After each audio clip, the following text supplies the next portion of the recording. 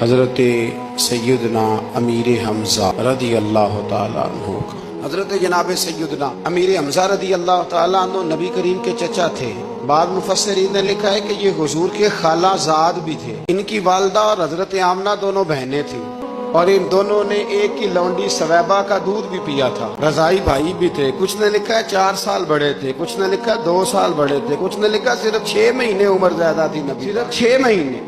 حضرت امیر حمزہ رضی اللہ تعالیٰ عنہ بڑے بہادر تھے، بڑے نڈر تھے، بڑے بے باک تھے، بڑے جفاکش تھے، بڑے مجاہد، بڑے بے باک تھے، جری تھے، ہمت والے تھے، فیصلہ کرنے کی طاقت رکھتے تھے۔ میرے نبی رحمت علیہ السلام کے بڑے محبوب تھے حضرت امیر حمزہ، پر اپنی باتوں کے کھرے، وعدوں کے پکے، سٹینڈ لینے کا مزاج رکھنے والے حضرت امیر حمزہ فرماتے ہیں ابھی کلمہ نہیں پڑھتے تھے، کہتے میں شکار کے لیے گیا تھا، واپس آیا تو واقعہ یہ ہوا کہ نبی کریم علیہ السلام نہ کوہ صفا کی پہاڑی کی طرف جا رہے تھے تو رستے میں ابو جہل آ گیا، اس نے حضور کو نہ برا بھلا کہا۔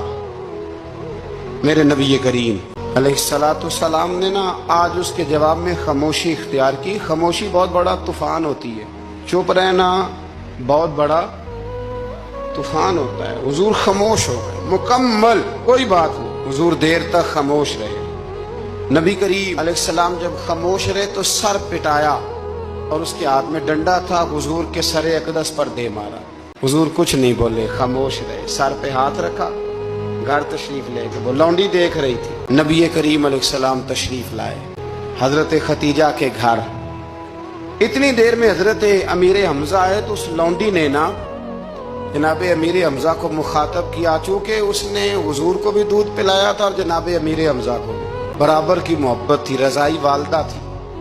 حضرت امیر حمزہ کو دیکھ کے کہنے لگی امیر حمزہ کہاں سے آ رہے ہو؟ کہا شکار کھیل کے آ رہا ہوں۔ فرمایا کیا فائدہ تیری بہادری کا، کیا مطلب ہے تیرے اس سارے کارنامے کا، کہا ہوا کیا؟ وہ لونڈی کہنے لگی کہ آج میرے سامنے ابو جہل نے ڈنڈوں سے اتنا مارا ہے کہ حضور کے سر اقدس سے خون نکل آیا ہے، خون نکل آیا۔ مجھے پتہ ہے ابو جہل یہ ظلم اس لیے کرتا ہے کہ محمد ابن عبداللہ کے والد موجود نہیں۔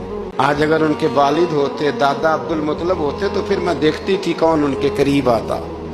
یہ لفظ کہے نا تو جناب امیر حمزہ رو پڑے۔ شکار وہیں پھینکا، درخت سے ڈنڈا توڑا۔ ابو جہل بیٹھا تھا حرم مکہ میں، کفار کے درمیان ٹولیاں بنا کے وہاں گئے اور زور سے ڈنڈا اس کے سر پہ مارا اور ڈنڈا مار کے کہنے لگے تجھے شرم نہیں آتی؟ میرے بھتیجے کو لاوارث سمجھتے ہو؟ جرأت ہے تو ذرا آنکھ اٹھا کے ایک دفعہ دیکھو، میں تمہاری آنکھ نہ نکال دوں۔ کرو ہمت اگر طاقت ہے، بولو اللہ اکبر۔